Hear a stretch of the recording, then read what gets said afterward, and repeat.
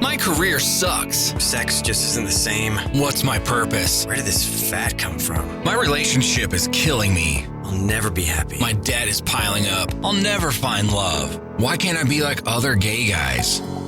Hey guys, it's time to get a grip, stop whining, make a bold move, and do something amazing with your 40-plus gay life. Let's get to the show with your Tell It Like It Is host, Rick Clemons, who does his best to never act like a dick or a diva unless you act like one first.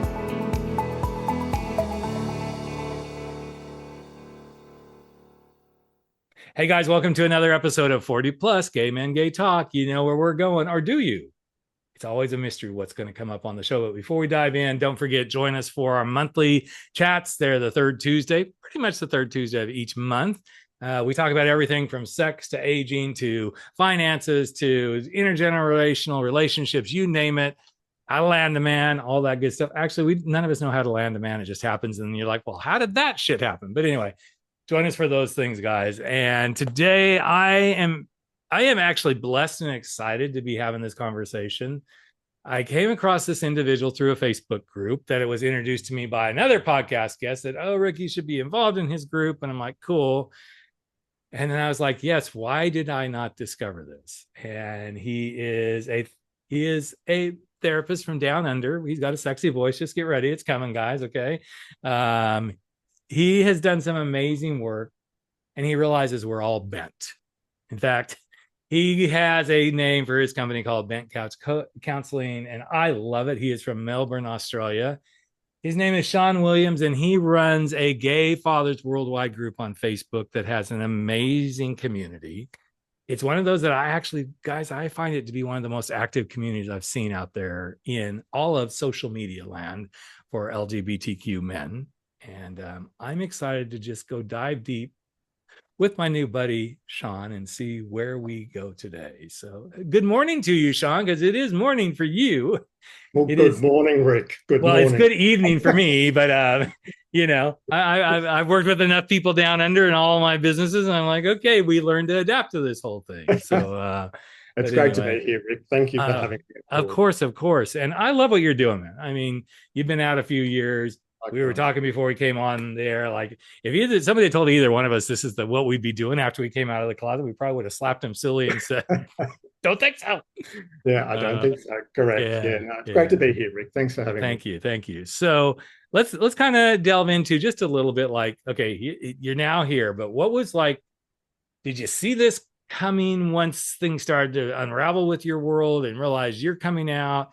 Did you think this was going to be a focus for your practice? Or were you probably were already doing some of it? I mean, you can't be in therapy or coaching and not be doing some of this. It's always 100%, Rick, 100%. I was in therapy before I came out, and I was struggling with anxiety, depression, mental health issues. And of course, I was hiding the fact that I was gay. And I love therapy. I love what it did for me, but I knew I was still hiding. And then I thought the day I came out would be the easiest part of the journey. As we all know, that's just the beginning. Yep. So that's where my journey began. And because I'd already been in therapy, I saw the power of therapy. And I knew that I needed to connect with others that were going through my story, which is why I started the group you talked about. I wanted to talk to other men. I wanted to talk to the other 3 or 4 men around the world that were going through what I was going through. Yes, because there's only a few of us, right? The biggest misconception is there's only a few of us in the world, and holy shit, there's like millions of us out there. I was writing my book. I was going to make $1 million because I was the only one of a few. I didn't know there was so many of us, and I guess when I started to see the connection, the vulnerability, the openness, and the sharing, it really hit me hard. And it still chokes me up today that I was connecting with people around the world. And almost instantly when I set up the group, and the rules were simple. It just had to be a really safe, non-judgmental space and a non-sexual space. And so it was just a really gentle space for men to start unpacking what was going on for them. That second bit is tricky, though. That non-sexual space, men are men. So let's call that one out. It's a tricky one. and that still is tricky, because we decided that we would make sure that everyone was clothed in our space. Try doing that when men go on holidays in their Speedos or, in their shorts, in their bathers. They want to show their bodies. Yeah. But this isn't the space for it. This is the space because don't want anyone to feel threatened in the space. Yeah. So we've got to realize that everyone's in a different part of their journey. So we made these rules. We've stuck to these rules, and it seems to work. And occasionally we get someone disgruntled that they can't show their body shot, but there's other groups for that. Well, even in mine, I mean, for the the community for the podcast, not the podcast page. That's a little interesting little nightmare in and of itself. But the community, I approve everybody that comes in, because it's just I don't just like, oh, okay, I go, I look at their profile, I kind of see what they're posting. If they're like looking for a man, I'm like, okay, I get it, but this is not Rick's dating site. Even though sometimes I go, I just need to open a dating app and just be done, because I probably make a heck of a lot more money doing that than what I do right now. Well, and that's interesting you mentioned that, because you and I deal with loneliness. We deal with men that are really lonely. Yes. So we could, in a counseling or a coaching space, I hear that every day. I'm lonely. I'm disconnected. I don't know where to find connection.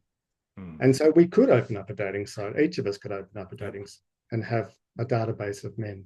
Yeah. But I think what you do and what I do really well is we open up the space so men can talk. So you have a circle, and we make sure that men keep talking and connecting, because that's what they need to do. They need to realize they're not alone. Right. And I think that's really the powerful part is. But you brought up the thing like, okay, guys get upset because they can't show off their bathers or their Speedos or whatever. I don't know that guys, I mean, great. I love looking at a great looking body. I'm not going to say Absolutely. that, but what I don't think sometimes we understand is that can actually make somebody feel very lonely. Yes. That can make somebody feel like, oh, I don't fit in. Yes. And I know you and I, because I'm in your group and all this, and you're in mine. I think this is one of the guiding principles of, I never want anybody to feel like they don't fit in where I'm at. No, now, I may talk about open relationships, and that may not work for you, but I'm not going to say that's the only way. I'm also going to talk about monogamous relationships. I'm going to talk about guys who choose to not be in relationships, because I want everybody to feel like, oh, this is kind of a space for everybody to feel like they have some sensibility of belonging, versus let's alienate. And there are sites like, okay, go do that. There's plenty of other places you can go look at just hot, hairy guys or whatever it is. Go do that. But I really want my community to be a space just like yours of community that is respectful, that is realizing that for many, especially in your world and mine to some degree, it's interesting because mine is kind of shifted because I don't focus so much on the coming out as much as I used to. I mean, it's still there, but I think gay fathers worldwide, there's a lot of those guys that they're just kickstarting. They're just getting rolling. And all of that feeling of, again, oh, we thought we were the only ones. I did. I remember walking in not my first gay bar, but first gay bar after being out with my best friend. And it was in Laguna Beach, California, one of the hot vibing cool bars on the beach there. Yeah. And that first evening after I was fully like free, right? I'm like, okay, I'm out. He's introducing me to this guy and this guy and this guy and this guy. By the end of the night, I'd probably met 20 guys who are like, oh yeah, I have kids. I'm like, wait, I thought I held the corner on this whole thing, Yeah. And I think it's important for guys, especially the gay fathers, to feel like, okay, here's the camaraderie. Here's that space. What's one of the things you've learned most about yourself as you continue the journey? We're always on the journey, number one. But as you've gone beyond that 2019 reckoning, now I'm on the other side, so to speak. What have you learned about gay fathers that you find interesting or common, some things you've seen about gay dads? So for me, it's the mental load we all hold. That mental load for me is really important to talk about, because we bury that. We're very good at burying things. We're very good at hiding things. That mental load can create burnout, emotional exhaustion. Mm-hmm. And for me, that's really important to keep talking about. And so I like to, when especially in my counselling space, and I run a circle, a very similar circle fortnightly here in Australia, it's about slowing men down and giving them that space of belonging where they can start to share that mental load. So it's interesting you say the most important thing for me, but it's about slowing men down, because we want to see the end result. Yep.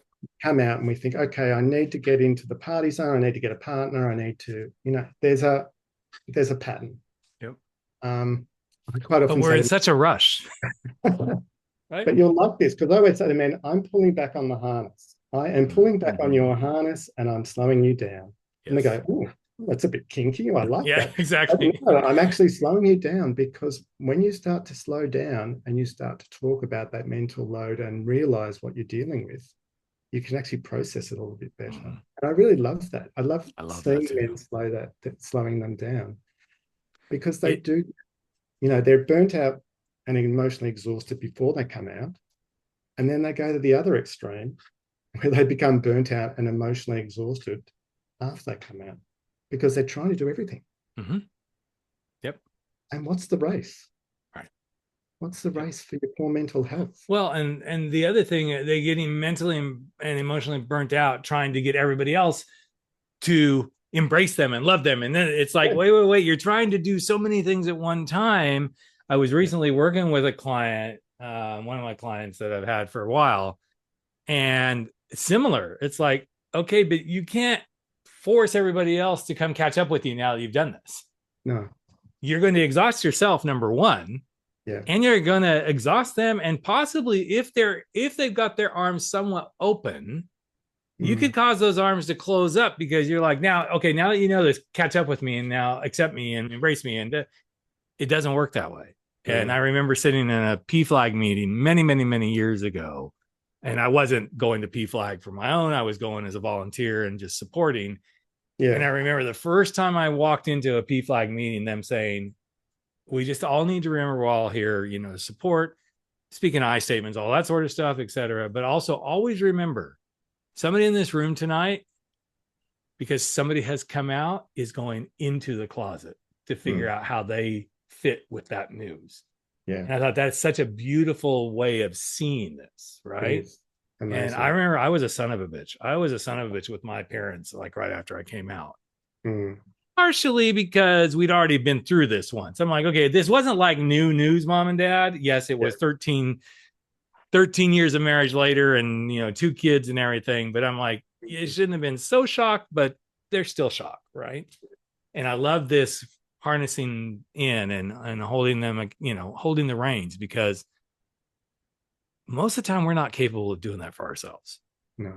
We just want it to happen. We want it to happen. We want it to happen. Well, it's like a lolly shop when you come out, isn't it? It's like, I've got to get in and I've got to do everything. Yes. But then, as we were saying before we started, you'll have a bit of rejection. You might get an STD. You might find someone that, blocks you on an app. All of that starts to affect the mental load. And all of a sudden, men are going, what is this community? It's not a community. Gays, blah, blah, blah. They're really angry. And you go from this, I'm going to celebrate who I am, to you start to shut down. Yes. And it's a huge mental load. So it's just interesting that, and then we make it even more complex by racing into a relationship when we're dealing with a mental load. Yep. And then 2 men come together with those mental loads and we go, why isn't our relationship working? Just doubled the complexity. And people always say, well, that's not any different than heterosexual relationships. I'm like, yes, it is. Yeah. Because when you have, and lesbians, I've talked to many lesbian friends about this same thing.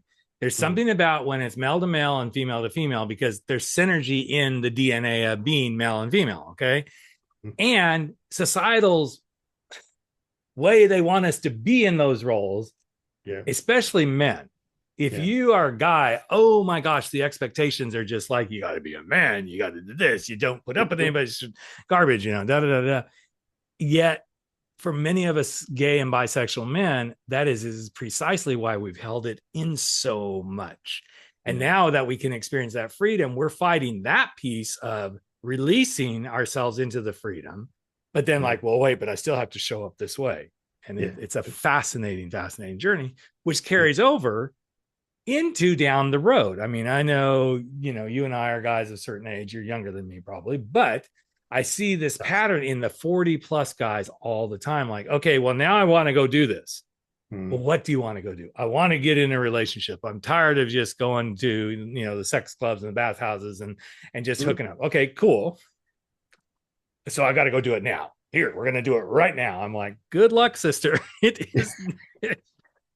Yeah, and it's interesting you say that, because I run a yearly survey just through my business, just a private survey, and one of the highest, probably the biggest issue that comes up, especially for couples, is that 61% in my survey say they're still lonely in their relationship because they don't know how to communicate. They're hiding the complexity. A lot of them are hiding what they're going through. They're not talking to their partners. They're not going, we didn't learn any of this. This wasn't something we learned in school. This is not something. Now we're starting to see more and more resources, which is brilliant. I love the resources, like the resources you provide, the resources that you see out there. There's some amazing resources, but you still in schools, we're still taught about the heterosexual world. And then you get to live in countries like mine where they want to just pretend we don't even exist anymore. But correct. And we're not the only country, so let's be realistic about that. No. But those are really important conversations. You can't be in a relationship, and I don't believe you should be in a relationship and feel lonely. You shouldn't feel lonely. You should feel like you can communicate with your partner. And it's not just how are you? No. I remember it was not long ago, and everybody knows I've been with my husband, we're going on 25 years, and there are moments like, okay, we see each other, we see through each other, all that sort of stuff. That's it just happens, right? And he had come home, and the routine was starting to happen. I'm letting him have some quiet time because I'm here all day long. So I kind of like just move out of the way, and I went downstairs, and typically I would have turned the news on or something while I'm making dinner, and I'm like, we don't watch the news anymore. Just I can't do it. Instead, I turned on some music, and he came down. And he goes, "Oh, music on. This is different." And we had this really lovely conversation about why that had happened for me. I'm like, you know what? I've got to start sharing different things of me. Like I need to shift my energy, number one. And it was such a great conversation because we hadn't had a conversation like that. We have conversations about other things, but it gets really routine, Shaun. And then there's where the loneliness shows up in the relationship. Yeah. You created emotional safety by putting on the music. It's like, oh, wow. And then you get connection. Right. And someone said something really interesting to me about 3 weeks ago about my counselling practice. And I had a couple sitting there, and one of them is a gay father. He's not part of the group, but he said, I see that you have created a really emotional safe space with gay fathers. It's exactly what you're doing in the counselling space. That's not what we're practicing at home. We're not emotionally safe at home.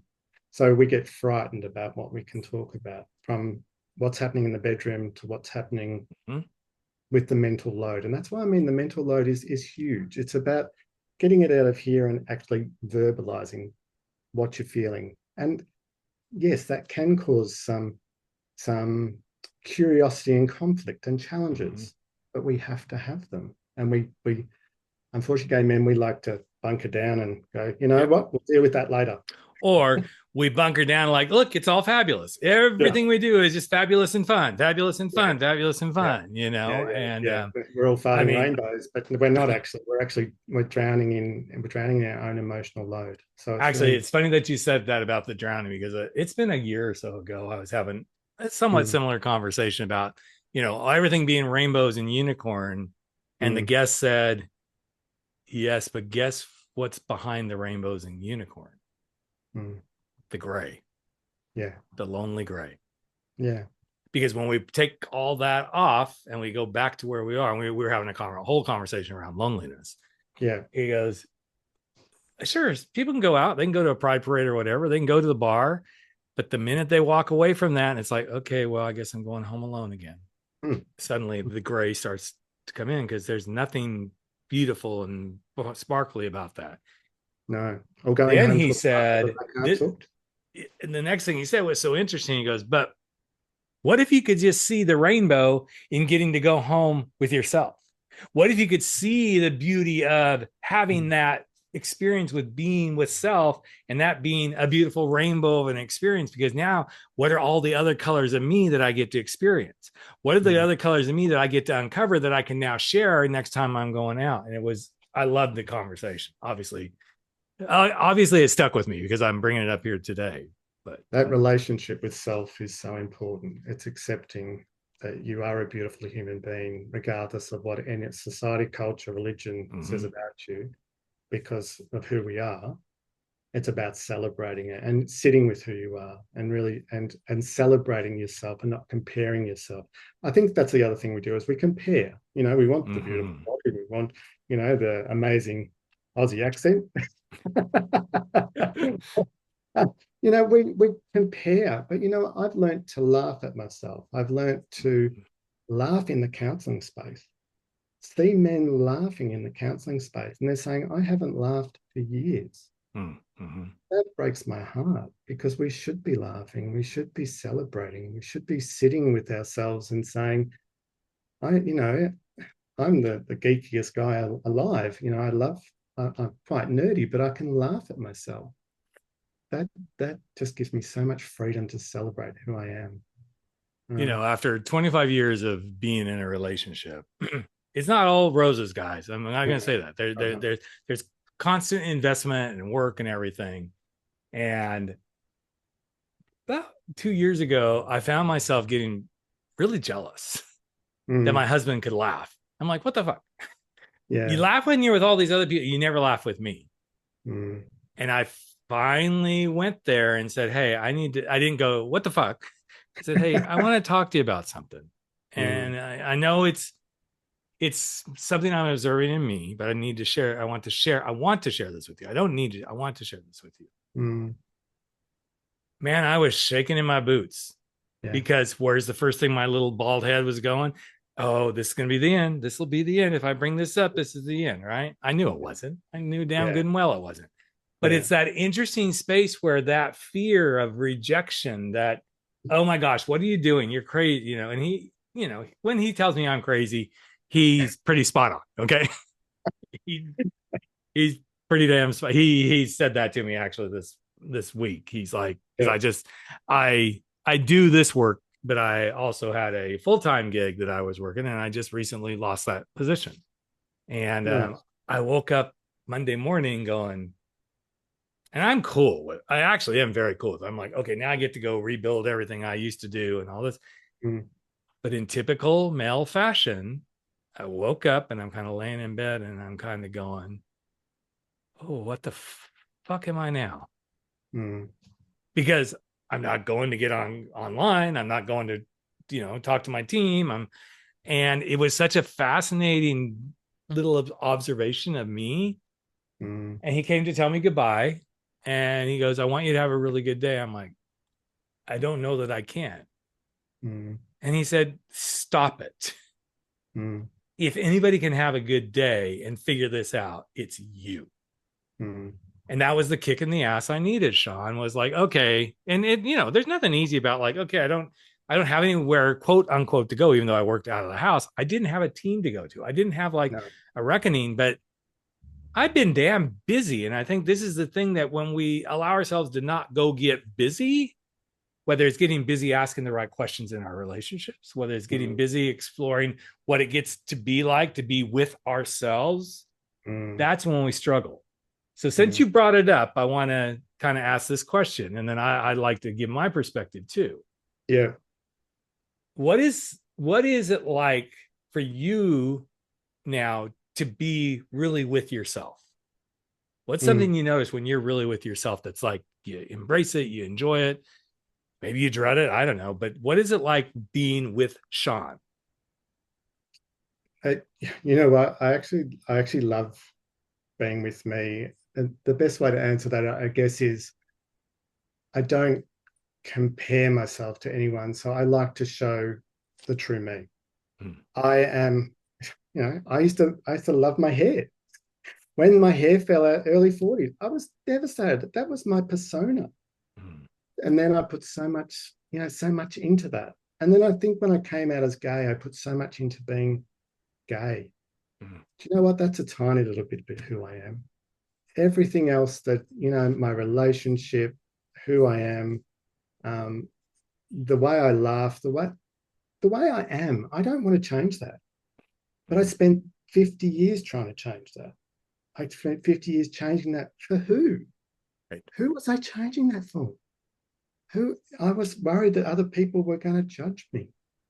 I guess now I sit in a really comfortable space where this is me. I wish I could go back to that 17-year-old. I've got a picture of a 17-year-old, and he looks scared. He looks petrified. He looks like he's going to cry, and he's got so much pressure on him. I wish I could go back to him and say, you know what? Everything's going to be great. You're going to feel like you belong in the world. And I do. I feel like I belong. And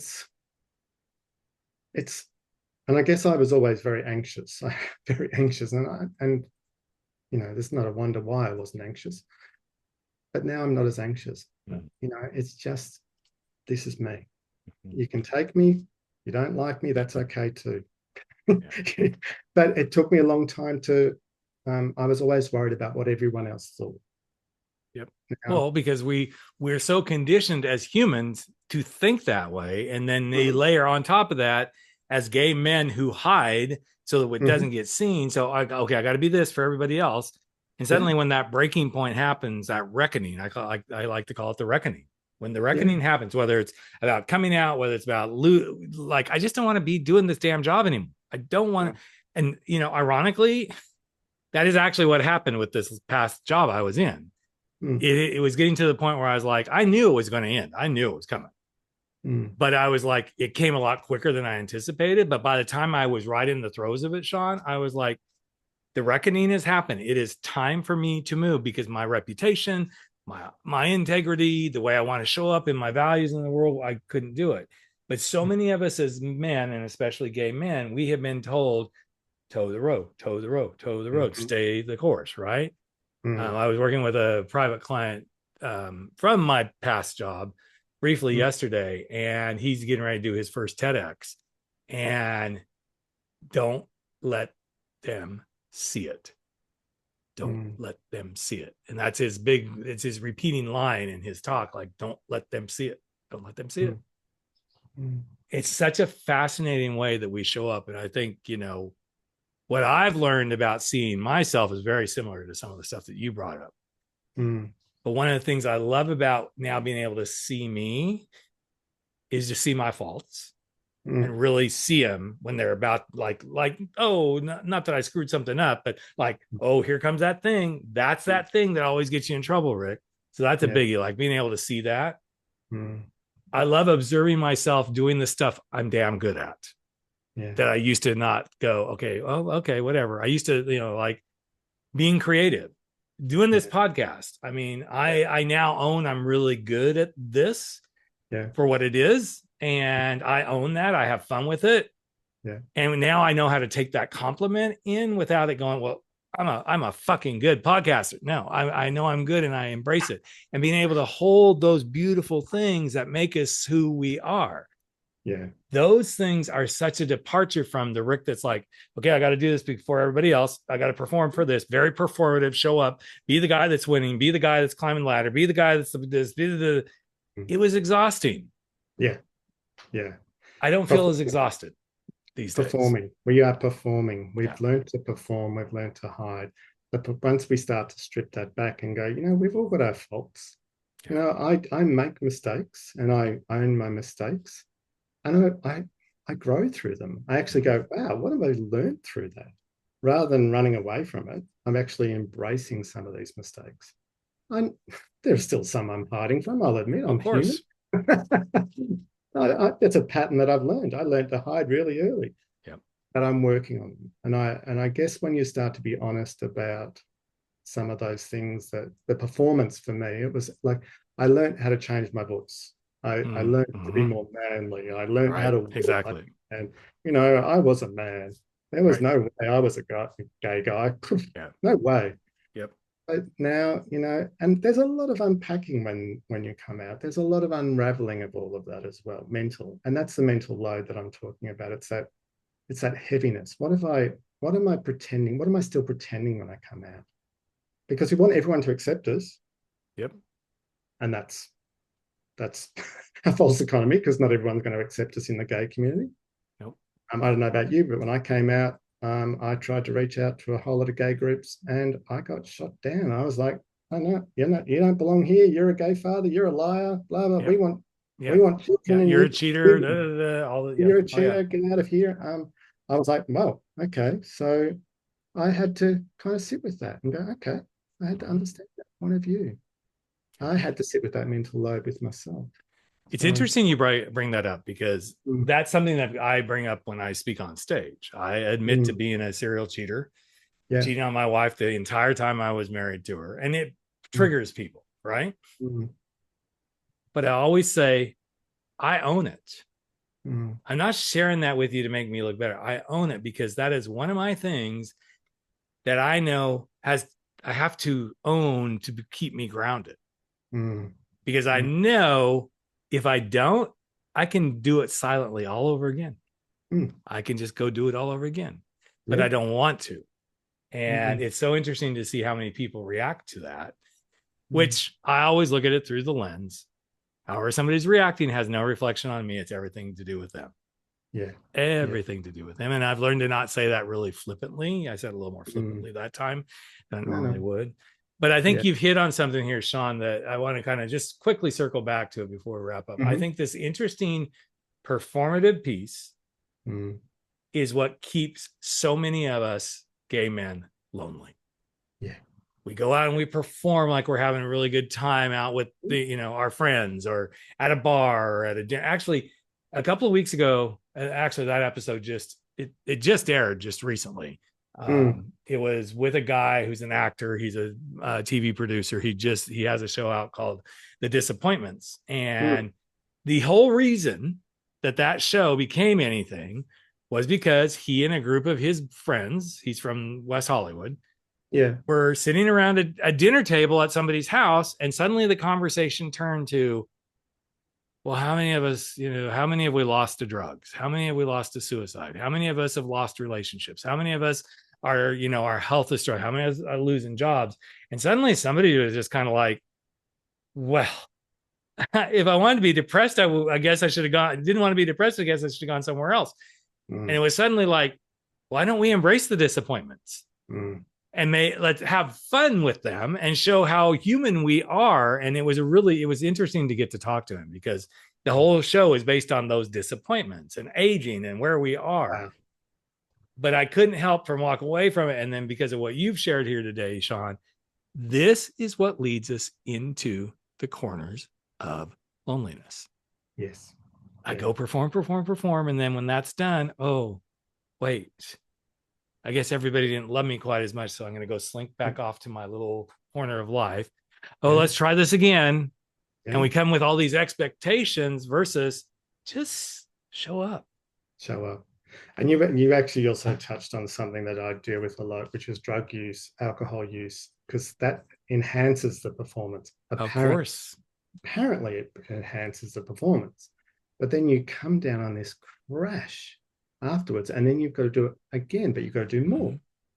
And then that becomes a normal part of the scene. And so that's part of the performance. I'm going to go and try, all these different drugs. And the men that I talk to, when I got into counselling, I was obviously a little bit naive about the drug scene. I've never done drugs. So, I was one of those ones that went, okay, the drug scene, I've heard about it. I didn't realize getting into counselling that it would be such a prevalent space. I had to go and learn a lot really quickly. Yes. And so I could start talking and creating that space where men could talk about that. But it's because it brings this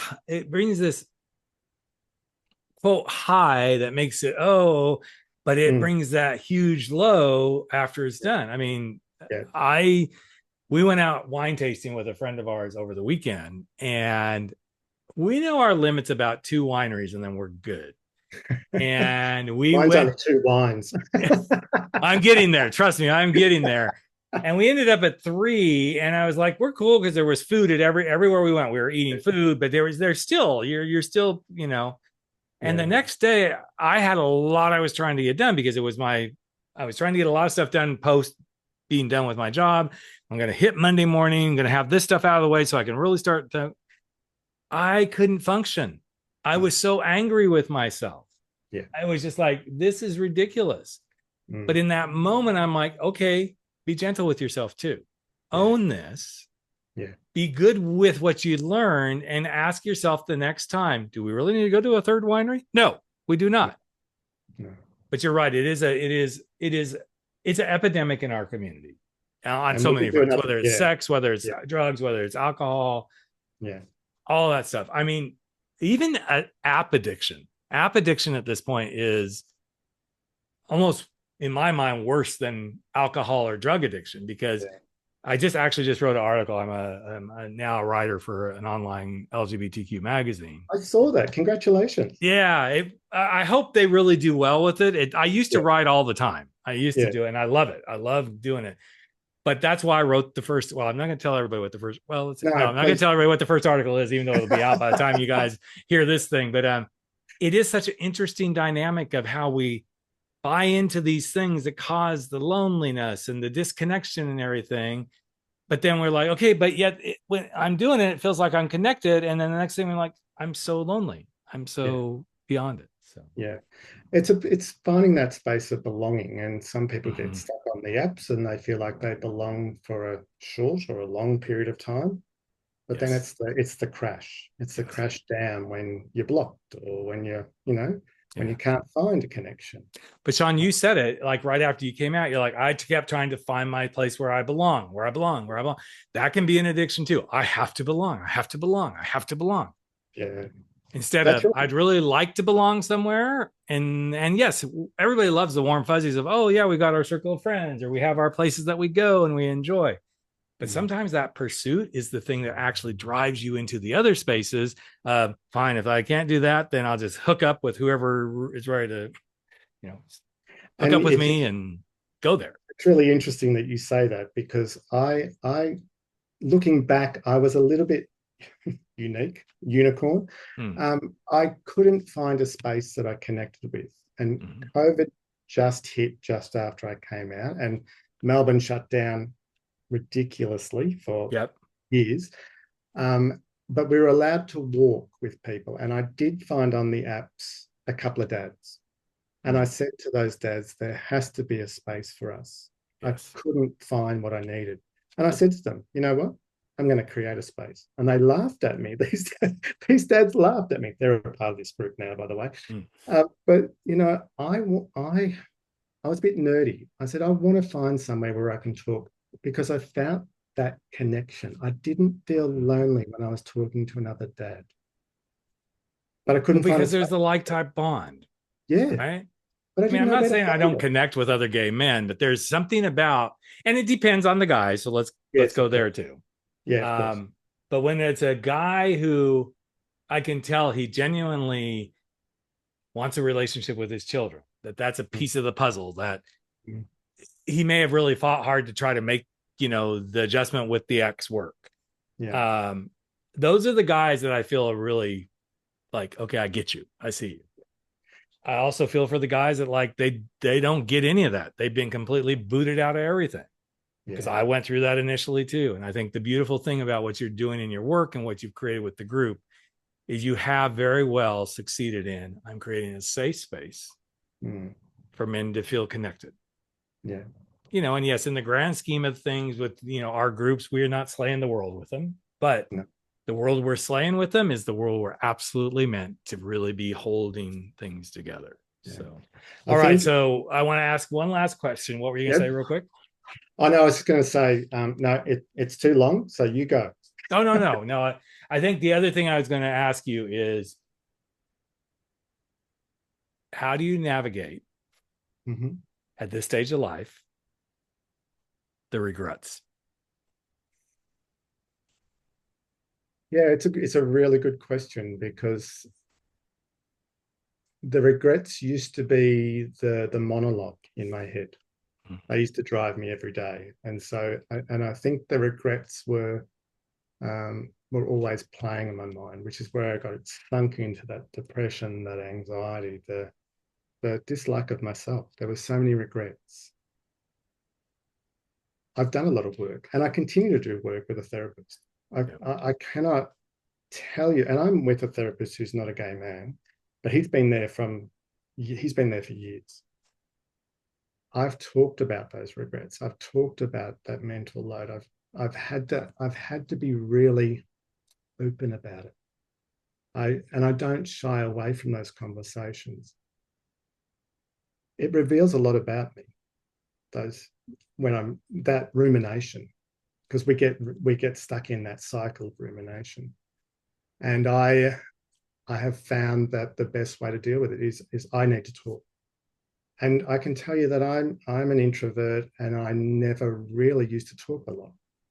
Now I've got so much to say, I can't stop talking. I want to share what I'm going through. I want to share my vulnerability. I want to share what kept me awake at night, which doesn't keep me awake at night. And that's why I find I'm not in the counselling space to tell you my story. I'm in the counselling space so you can sit beside someone who's been there and they get it. They completely understand. You don't have to walk in and say, I'm struggling. You can walk in and I know that you're struggling, because I've been there. And I think when you've sat in that space for a long time and had to learn how to dig yourself out,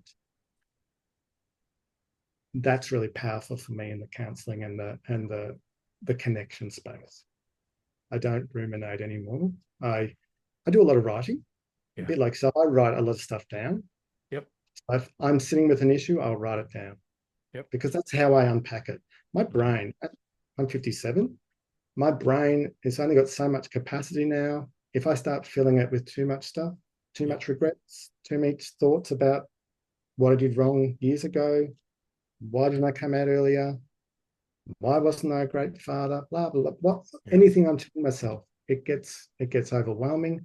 And I go straight back into, you said it before, that pattern. You go into that pattern of, oh, I'm feeling crap. Yeah.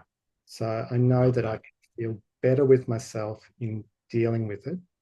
I still don't get it right. I still make mistakes, but I still have regrets. I don't believe that none of us don't have regrets. Mm-hmm. Yep. I think one of my biggest regrets is not dealing with my regrets. Yeah. Absolutely. If I don't deal with them, I would be even more regretful. Yeah. And owning them. I mean, I'm not like you. I'm not perfect. We're close. Well, let's admit you and I are close to perfect. So, That's right. That's right. Yeah. You and I, we're going to slay the world by being perfect here momentarily. And if any of you believe that, you better just turn this off and quit listening to either one of us right now. But I have learned that regrets don't serve me. No. Possibilities do.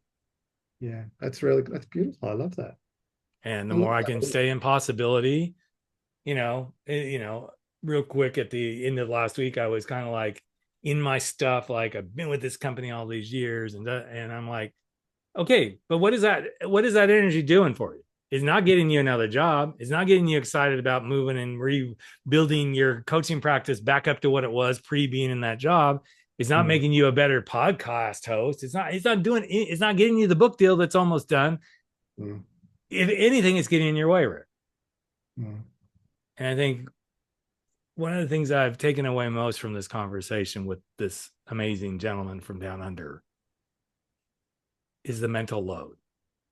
I'm going to go a little off color here, like we all worried about the loads we want to get. But we don't spend enough time thinking about the mental loads that are preventing us from getting actually the beautiful loads of life we could get. Absolutely. And I love that whole concept. You said it so much, Shaun, that it just kept coming through as this is the overriding theme of like, you'll come to terms with your mental load and see what can begin to change in your beautiful world. If I can also just finish with one thing, Rick, I know this is your podcast, but the work that you do and the work that I do is incredibly important. I know you said we're not slaying the world, but I did a TV interview a few years back now, and 12 months later, a man reached out to me. After 12 months, he had the courage to reach out to me, and he said to me that day, when I saw you on that TV, I had planned my death. And he said, because of you, I'm still here today. The work you and I do, we're not slaying the world, but we're changing lives. So it's really beautiful. And we shouldn't underestimate that. The work we do is incredible. And you should never underestimate the power of bald guys. I mean, bald guys, we have special powers. So we're just going to say that too. Yeah. I don't know what it is. That could be the podcast in itself. It could be. It could be. So Shaun, if somebody wants to reach out to you, what's the best way to, I mean, we'll have all the links and everything, but I always love you to be able to shout out like a website or something that you feel like is really important. Yeah. So just bentcouch.com.au has all my links on it. All my awesome.